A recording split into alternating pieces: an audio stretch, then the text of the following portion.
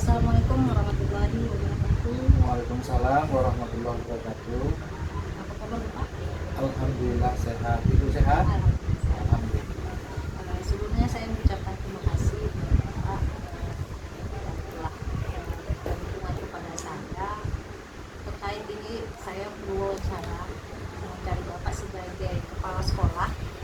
Karena di sini Pak kami ada modul 3.1 tentang pengambilan keputusan berbasis nilai dan kebajikan sebagai pemimpin. Jadi dalam hal ini saya perlu banyak belajar dari Bapak terkait pengalaman-pengalaman Bapak sebagai pemimpin untuk mengambil keputusan terhadap masalah-masalah yang terjadi di sekolah. Bisa Pak? Boleh. Begini Pak, selama ini sebagai pemimpin dalam menghadapi kasus-kasus yang ada di sekolah, permasalahan-permasalahan yang ada di sekolah, bagaimana cara Bapak mengidentifikasi kasus-kasus itu apakah merupakan dilema etika atau rujukan moral? Baik, terima kasih Bu Emma. Jadi diskusi kita siang hari ini tentunya kita berharap ada saling isi mengisi. Pengalaman kami yang sudah menjadi kepala sekolah ini kan memang tidak ada semacam pembelajaran khusus yang diatur ke dalam langkah-langkah yang sesuai dengan kaidah-kaidah keilmuan. Tapi memang banyak yang kami hadapi secara langsung dan nyata karena kami sudah terjun dalam pimpinan suatu sekolah. Terkait dengan pertanyaan Ibu Emma tadi adalah sebuah dilema etika, dan satu lagi adalah rujukan moral. Itu memang sama-sama sebuah persoalan yang sedikit perbedaannya. Menurut saya, kalaulah dia dilema, itu berarti antara satu bidang atau satu sisi dengan sisi yang lain itu sama-sama benar. Dan ketika yang satu benar, yang satu lagi benar, berjumpa, lalu ada sesuatu yang timbul akibat itu yang tidak bisa dijalankan, maka terjadilah dia sebuah dilema. Sedangkan rujukan moral itu adalah yang satunya benar, satu sisi benar, yang satu lagi itu hanya faktor-faktor yang lain, tetapi tidak benar secara kaidah dalam pendidikan kita. Namun tetap juga harus diselesaikan. Itulah menurut saya Bu, antara yang Ibu pertanyakan tadi, yang pertama dilema, kemudian lagi dengan rujukan moral tadi. Itulah yang saya hadapi, yang saya tahu selama.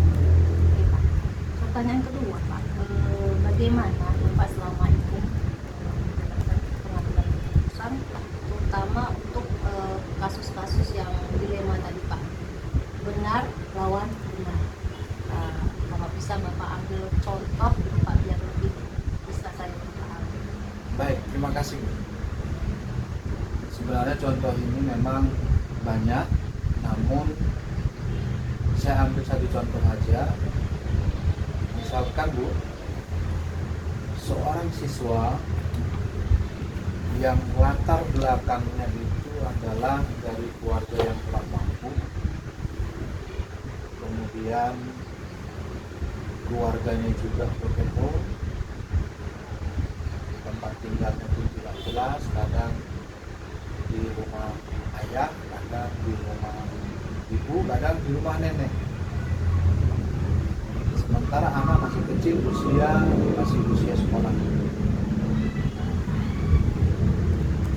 Jadi pernah terjadi anak ini karena bingung, tidak bisa menentukan kemana tempat menetap, sehingga terlontar-lantar, kadang di rumah ayah, kadang di rumah ibu, kadang di rumah nenek, sehingga dia tidak ada ketetapan hati. Dan akhirnya karena memang jiwa anak masih labil, ini anak tidak sekolah. Lalu guru mata pelajaran bersama dengan wali kelas, kemudian guru TK, ini kan tentunya kan menjadi sebuah persoalan. Mau bertanya nih anak kemana, mau dicari juga ditanya nanti ayah ini ikut mama, ditanya nanti mama ini ikut ayah, ditanya nanti salah satunya ikut nenek. Jadi menjadi persoalan kepada guru mata pelajaran, wali kelas, dan juga guru TK, sehingga lambat laun ini anak tidak terkontrol, sekolahnya juga tidak jelas, sehingga banyak absensi. Nah, ketika sudah muncul masa untuk sidang kenaikan kelas, ini menjadi masalah. Kenapa? Ini anak sudah tidak sekolah sekian hari, sekian bulan bahkan. Oleh karena itu menjadi dilema kita, ini anak sebenarnya tidak salah. Kenapa? Anak usia sekolah seperti ini kan masih tanggung jawab orang tua. Sementara orang tua sendiri pun sudah tidak bersama dan tidak satu pemikiran untuk anak. Anak jadi korban. Dan sekolah juga ketika membuat aturan sekian hari tidak sekolah, maka diponislah ini tinggal kelas. Namun inilah yang menjadi dilema yang saya sampaikan. Salah satu dilema yang selalu dihadapi sekolah, apa yang harus sekolah ambil untuk kebijakan seperti ini. Nah, ini salah satu dilema yang saya sampaikan. Contoh ya Pak, artinya dilema itu antara ya dari posisi si anak sebenarnya dia nggak salah. Tidak salah. Dari segi peraturan sekolah yang memang harus ditegakkan. Iya, harus ditegakkan juga. Jadi Pak, berdasarkan contoh kasus-kasus seperti tadi, itu biasanya Bapak sebagai pemimpin itu bagaimana prosedur yang Bapak ambil untuk memecahkan masalahnya? Baik. Memang untuk memecahkan suatu masalah bisa dilakukan dengan berbagai cara. Cuman saya mengambil sebuah langkah. Yang pertama, ini kan sudah ditangani sebenarnya oleh guru mata pelajaran, wali kelas, BK, dan memang karena tidak ada titik temunya dengan orang tua, maka ini kasus terus berlanjut sehingga harus sampai tangan kepada kepala sekolah. Akhirnya saya panggil guru ini dari guru mata pelajaran siapa saja yang memang tidak masuk anak ini, dan nilai-nilainya apa saja yang tidak diikuti, ujian-ujian apa saja yang tidak diikuti. Lalu wali kelas itu saya panggil, bahkan guru TK juga saya panggil untuk mencari informasi yang selengkap. Setelah informasi lengkap, apa yang kita butuhkan data itu, maka saya membuat surat melalui guru BK, itu namanya ada nama Kumpisit itu diberikanlah surat kepada orang tuanya langsung. Lalu saya berpesan sama guru BK bahwasanya guru BK harus memang benar-benar bisa menjamin kehadiran di sekolah bersama dengan orang tua, Orang tua yang kalau bisa memang ayahnya duluan kalau memang bisa, kalau tidak bisa ibunya pun boleh, kalau memang tidak bisa lagi neneknya pun boleh ketika dimana anak tersebut berada pada saat itu. Lalu data yang kita ambil itu kita akan musyawarahkan dengan orang tua, dan orang tua kita minta untuk dapat memberikan keterangan yang benar-benar supaya bisa kita carikan solusinya, apakah ini anak memang sudah bisa kita layakkan untuk naik kelas atau memang harus kita berikan 1 tahun lagi ke depan lagi untuk belajar di kelas yang sama. Itu langkah saya yang pertama yang saya ambil adalah mengambil data dari semua, dari guru mata pelajaran, dari wali kelas, dari guru BK, dan juga minta langsung informasi dari orang tua yang bersangkutan sehingga persoalan itu menjadi jelas dan kita lihat sebenarnya persoalan ini bisa kita teruskan atau kita hentikan sampai dengan saat yang kita berjumpa dengan orang tua. Itu langkah yang biasanya Bapak lakukan. Oke Pak, lanjut ya. Pertanyaan keempat Pak. Jadi selama ini yang Bapak anggap hal-hal yang efektif, yang membantu, yang mempermudah Bapak dalam pengambilan keputusan terhadap kasus-kasus dilema ini apa aja Pak? Yang pertama sebenarnya Bu, sebelumnya itu memang harus dibuatkan dulu aturan dan peraturan. Ketika aturan dan peraturan itu sudah sama-sama diketahui oleh semua, baik itu dari siswa, orang tua siswa, wali, guru, dan staf kita semua sudah memahami aturan yang kita buat secara memang bersama-sama dan ditandatangani oleh orang tua siswa, kita mengkontrol.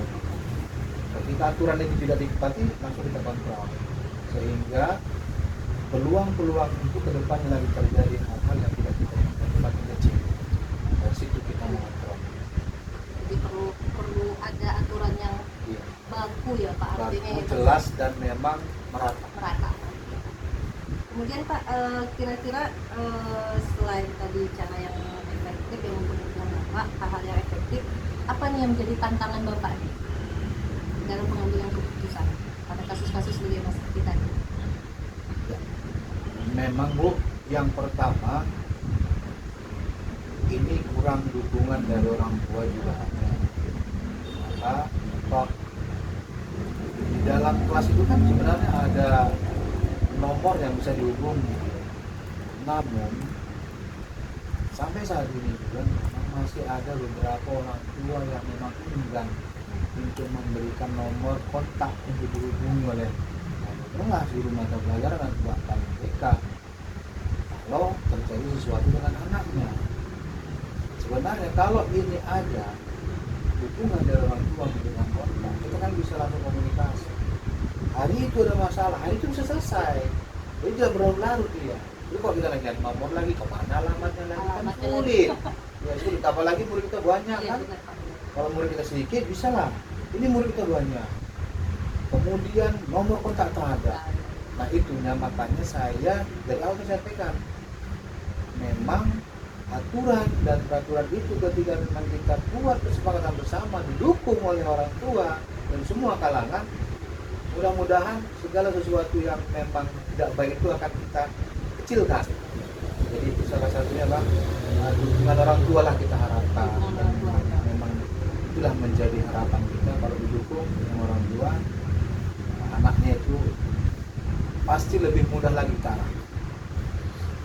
Oke Bapak, pertanyaan selanjutnya, ada tidak jadwal tertentu dari Bapak sebagai pimpinan untuk menyelesaikan kasus-kasus siswa, atau Bapak biasanya nih bagaimana ya? Apakah dikumpulkan atau dalam momen rapat rutinitas baru dibahas masalah siswa bersama-sama, atau ada nggak jadwal tertentu? Baik, terima kasih Bu.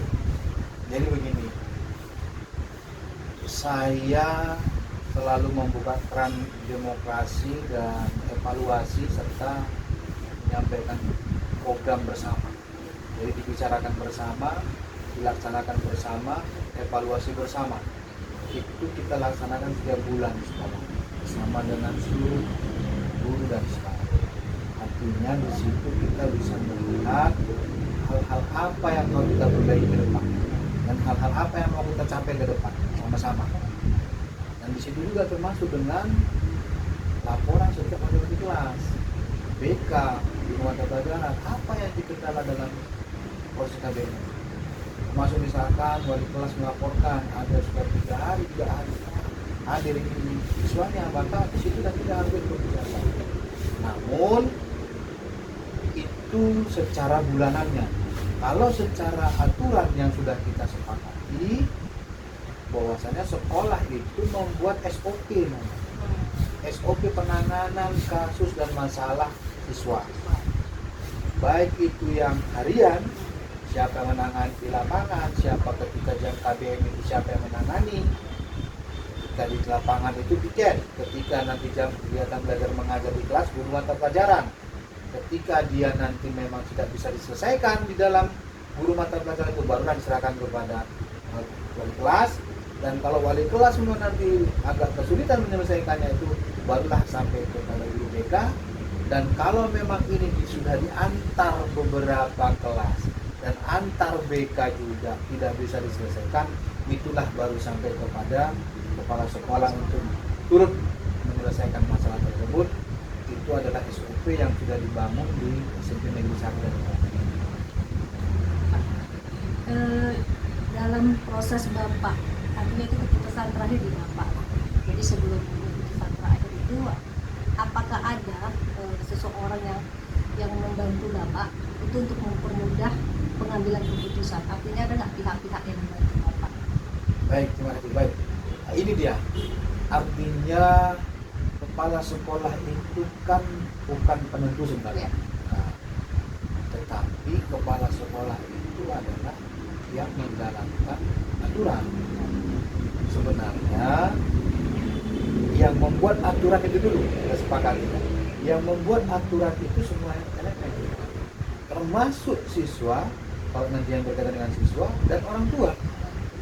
Nanti situ kan sama-sama. Kalau misalkan masalahnya ini sampai dengan skor sekian harus memang dikeluarkan, maka ketika itu sudah proses dilakukan dan memang sudah dilakukan juga dia semacam pembinaan, namun ini juga tidak dapat dilakukan untuk kebaikan, maka kebijakan itu sendiri yang akan mengeluarkan keputusan sendiri.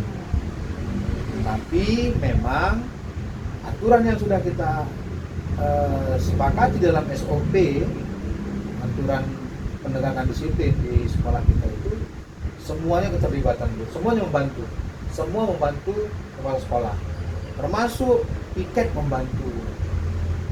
Kenapa? Karena piket juga mengamankan di dalam lingkungan sekolah, termasuk security juga membantu, termasuk dulu guru mata pelajaran membantu kepala sekolah. Wali kelas sangat membantu wali kelas, kemudian BK sangat membantu, kemudian ada kesiswaan juga membantu, ada sarana prasarana membantu, ada wakil kepala sekolah. Semua elemen itu membantu kepala sekolah untuk mewujudkan yang namanya penegakan disiplin tadi. Tadi Pak, saya yang masalah kasus tadi kita pergi ke tadi awal Pak, masalah contoh itu kasus Budiman tadi. Kira-kira dari contoh kondisi anaknya seperti ini, kemudian sementara kita harus menegakkan disiplin seperti ini, apa sih yang bisa Bapak ambil pembelajaran sebagai pemimpin? Apakah dengan kita menegakkan disiplin secara seharusnya tanpa kita mengetahui atau mempertimbangkan kondisi siswa, itu bagaimana Bapak sebagai pemimpin? Apa pelajaran yang bisa Bapak ambil? Baik, terima kasih. Sebenarnya aturan itu kan untuk merubah. Aturan diambil untuk merubah hal yang kurang menjadi lebih. Kalaupun yang saya contohkan tadi itu memang ada dilema, tujuan kita kan bagaimana anak ini dalam proses pendidikannya selesai, kan gitu. artinya ke anaknya, Iya. fokusnya ke anak. Kita harus fokus ke anak, bagaimana anak ini selesai untuk melaksanakan pendidikan. Nah, saya tadi dulu, pendidikan itu kan bukan hanya satu sekolah, sama juga dengan sekolah yang lain kan sama. Yang penting di mana kira-kira bisa selesaiin anak yang memang bermasalah tadi, pendidikannya kita akan bantukan sampai nanti proses itu selesai. Oh, misalkan gini Bu, anak ini misalkan saat ini memang ketika kita panggil sama siapa dia? Nenek, ayah, atau ibu? Ternyata dia pilih sama ibu. Lalu ternyata jarak tempuh rumah ibunya ke sekolah itu jauh. Maka kita upayakan bagaimana anaknya tetap sekolah di dekat rumah sang ibunya tadi. Sehingga dia tidak lagi butuh waktu yang lama, biaya yang lama untuk sekolah. Jadi tetap dia cepat bisa dekat dengan sekolah yang dekat rumah ibunya. Jadi hemat biaya, hemat waktu, dan anak tadi tidak bolos-bolos lagi. Nah, itu contoh yang kita carikan. Jadi kita tidak menghukum anak dan memponis anak supaya memang sesuai dengan aturan kita, tetapi tidak. Saya lebih kepada bagaimana solusi anak tetap sekolah dan kita dapat menghantarkan anak tersebut tetap sekolah di mana dia bisa sekolah yang nyaman. Terima kasih Bapak, banyak sekali pelajaran yang bisa saya ambil dari pengalaman Bapak sebagai pemimpin sekolah. Mudah-mudahan apa yang Bapak katakan bisa juga menjadi spirit buat saya. Ya, kita nggak tahu bagaimana ke depannya. Cuman memang satu hal yang memang saya tangkap dari apa yang Bapak katakan, bahwa setiap keputusan yang diambil yang pertama itu harus mementingkan kepentingan siswa. Kemudian kita lihat nilai-nilai kebajikan, artinya kita mempertimbangkan kondisi siswa, dan satu lagi adalah keputusan itu memang harus bisa kita pertanggungjawabkan. Terima kasih Bapak atas waktunya. Sama-sama Ibu, dan saya juga menyampaikan terima kasih juga atas ini kan sebuah pembelajaran juga kepada kami, bahwasannya kami juga kepala sekolah ini terus belajar. Tidak ada yang memang sempurna. Kami juga terus melakukan evaluasi. Mungkin dengan ibu-ibu semua yang memang saat ini sedang digodok oleh kementerian dengan tim CDP-nya, ini juga bisa memberikan kontribusi buat sekolah, masukan-masukan, sehingga sharing antara informasi yang baru dengan pengalaman kami ini bisa dikuatkan, sehingga kita bisa mencari sebuah formulasi yang baik dari yang sebelum-sebelumnya. Terima kasih juga Ibu, semoga Ibu juga kedepannya sukses dan bisa menjadi penerus generasi bangsa yang akan datang, pemimpin-pemimpin pendidikan untuk perubahan pendidikan yang akan datang. Terima kasih Bapak. Sama-sama Ibu. Waalaikumsalam warahmatullahi wabarakatuh.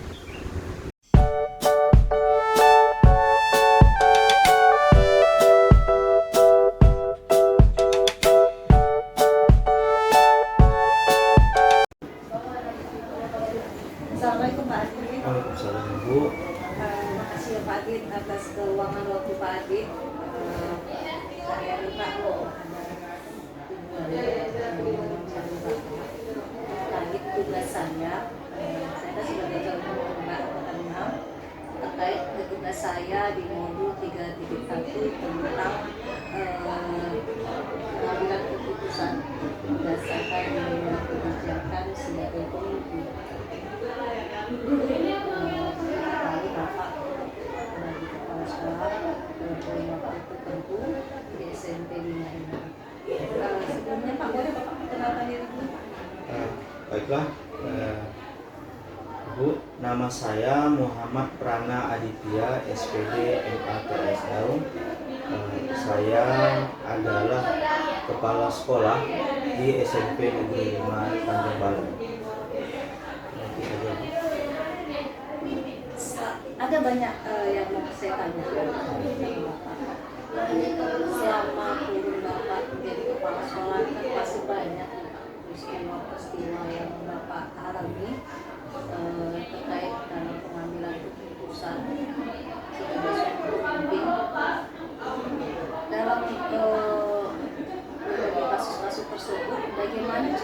Bapak mengidentifikasikan mana kasus yang merupakan dilema etika, mana merupakan rujukan moral. Bagaimana Bapak menilai dari sekian banyak kasus yang Bapak hadapi? Terima kasih. Jadi di dunia pendidikan, khususnya di sekolah, kita sering dihadapkan dengan berbagai masalah, terutama pada masalah siswa, antara siswa maupun antara guru. Jadi banyak sekali masalah. Nah, dilema etika itu ketika kita menghadapi dua pilihan yang sama-sama benar. Jadi satu sisi kita harus mempertimbangkan etika yang satu, jadi ditabrakkan dengan etika yang satu lagi, sehingga membuat kita dilema. Sedangkan rujukan moral ada dua hal yang bertentangan dan kita harus memilih salah satu. Nah, jadi ketika membedakannya itu ataupun menyelesaikannya itu biasanya saya banyak mempertimbangkan faktor-faktor yang lainnya. Jadi saya turut berdiskusi dengan guru-guru yang lain, wakil kepala sekolah maupun guru BK, sehingga dalam menghadapi dilema etika maupun rujukan moralnya tadi, saya bisa menentukan masalah maupun solusinya nanti. Oke ya Pak. Pertanyaan selanjutnya Pak, ada tidak dari Bapak memberikan satu contoh peristiwa yang mengandung dilema etika yang Bapak katakan tadi benar lalu benar? Iya. Bisa Bapak contohkan? Ada Ibu. Jadi ada kondisi ketika kita dihadapkan pada dua pilihan yang sama-sama berbeda, dan itu pernah saya alami ketika menghadapi permasalahan yang mana ini dua-duanya benar. Contohnya begini, Ibu. Ketika kita mendapati ada satu orang siswi kita yang tidak hadir dan memang tidak bisa hadir. Kenapa? Karena dari segi kondisi kesehatan Ibu, beliau itu setelah kemudian didiagnosa mempunyai penyakit kanker. Jadi tidak memungkinkan untuk ke sekolah. Nah, pada satu hal yang lagi kan sebenarnya kalau kita pada dasarnya sekolah umum kan wajib hadir, begitu ya. Jadi ada kendala ketidakhadiran atau permasalahan ketidakhadiran. Begitu juga permasalahan dalam penyelesaian tugas maupun materi disampaikan, sehingga kalau tidak datang pula begitu kan ada kesulitan dalam proses mengajar. Nah, kendala ini yang saya temui ketika menjadi kepala sekolah, dan ketika dihadapkan pada peraturan juga benar, sehingga bagi yang absennya sedemikian banyaknya tidak boleh harusnya naik kelas dan tidak tuntas begitu. Tetapi solusi ini kan harus kita harus mencari solusi, duduk bersama mengingat dua hal ini kan sama-sama benar. Jadi saya menghadapi hal seperti itu. Jadi pada akhirnya Bapak mengambil keputusan solusi untuk contoh kasus tadi itu pastinya kan ada langkah-langkah yang akan Bapak ambil. Iya. Langkah yang pertama itu saya sebelum sampai masalah itu ke saya itu ternyata kan sudah ditangani oleh BK. Hanya saja mereka kan pengambilan keputusan akhirnya kan tetap pada kepala sekolah. Jadi memang beberapa pertemuan itu sempat saya berdiskusi bersama dengan juga para wakil kepala sekolah khususnya kesiswaan dalam menentukan solusi apa yang terbaik. Jadi tetap saya mengedepankan solusi dan juga diskusi untuk menyelesaikan masalah tersebut. Jadi saya memanggil guru BK, saya memanggil wakil kepala sekolah dan juga beberapa guru yang terkait untuk meminta pendapat mereka, sehingga kami putuskanlah untuk menerapkan solusi-solusi yang mungkin bisa menjadi win-win solution lah untuk menunjang pendidikan si anak. Itu satu contoh kasus ya Pak. Kemudian yang menjadi pertanyaan saya, hal apa yang selama ini Bapak anggap efektif dalam pengambilan keputusan seperti contoh tadi? Hal yang efektif adanya identifikasi masalah yang jelas sebelumnya dari guru BK. Jadi kita tahu masalahnya apa. Akar masalahnya di mana? Akar masalahnya di mana. Jadi akar masalahnya di mana apa begitu kan? Akar masalahnya di mana. Jadi kita tahu solusinya untuk menyelesaikannya seperti apa. Jadi itulah butuh peran dari guru BK maupun wali kelas. Jadi guru BK dan wali kelas, sehingga itu yang saya rasa lebih intens. Lalu kita duduk bersama, jadi kita tahu solusi seperti apa. Selanjutnya Pak, hal-hal apa yang Bapak rasa selama ini merupakan tantangan Bapak dalam pengambilan keputusan pada kasus-kasus di bidang etika? Tantangannya, contoh kasus seperti ini ya, yang tadi si anak yang mengalami mengidap kanker tadi. Kasus yang ini, tantangan yang pertama itu kita pada saat itu tidak tahu penyakitnya apa. Jadi si orang tua juga tidak terbuka dalam hal itu, jadi kita tidak bisa mengetahui. Di ujung baru kita tahu bahwa untuk pengidap kanker, jadi butuh hal yang apa ya, di luar kebiasaan lah dalam pengambilan keputusan. Suatu tantangan. Itu tantangan. Dalam hal ini ketika orang tua tidak terbuka tentang penyakit si anak, dan Kita tidak tahu. sangat tidak bisa mengambil keputusan Keputusan secepat yang itu ya Pak. jadi lama baru kita bisa itu. Oke Pak, pertanyaan selanjutnya, ya, apakah Bapak sebagai pimpinan punya jadwal tertentu ya untuk menyelesaikan kasus-kasus dilema etika seperti ini tadi?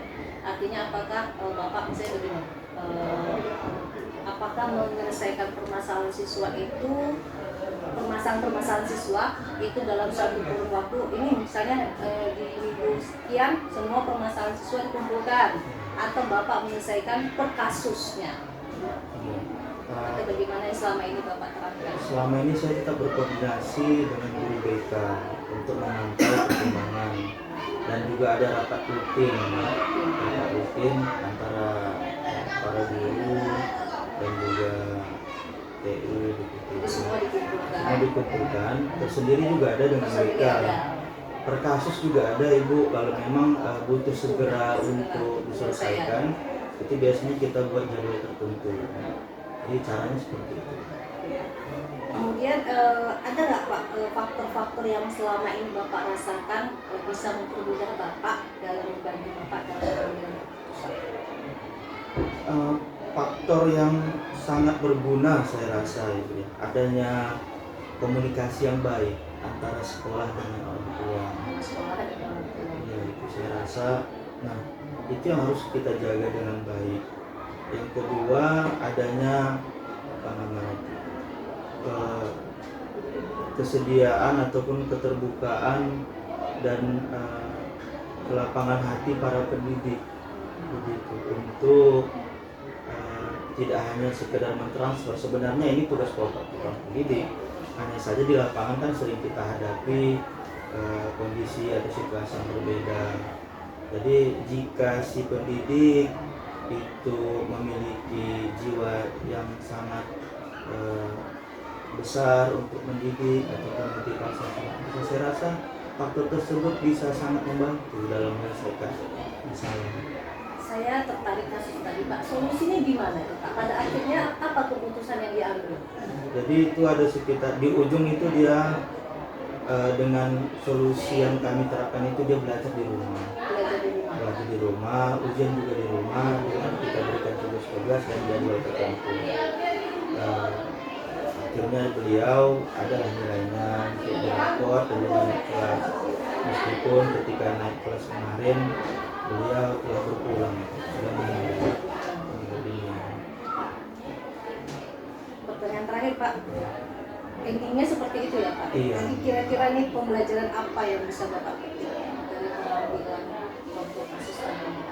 Pembelajaran yang bisa saya petik, Ibu, tidak selamanya peraturan yang kita anggap tertulis itu mesti serta merta kita laksanakan, meskipun ya itu wajib, tapi ada hal tertentu yang menjadi dilema dan situasi tertentu yang harus menjadi pertimbangan begitu dalam melaksanakan aturan tersebut, sehingga tujuan akhirnya itu tercapai. Artinya keputusan itu dapat dipertanggungjawabkan. Betul. Oke Pak, menarik sekali Pak saya berbincang dengan Bapak tentang tupoksi Bapak sebagai seorang pemimpin di sekolah. Banyak hal yang memang saya harus belajar terkait masalah penerapan peraturan. Memang tidak serta-merta kita kaku ya Pak ya. Kaku artinya memang banyak hal-hal yang memang harus kita pertimbangkan.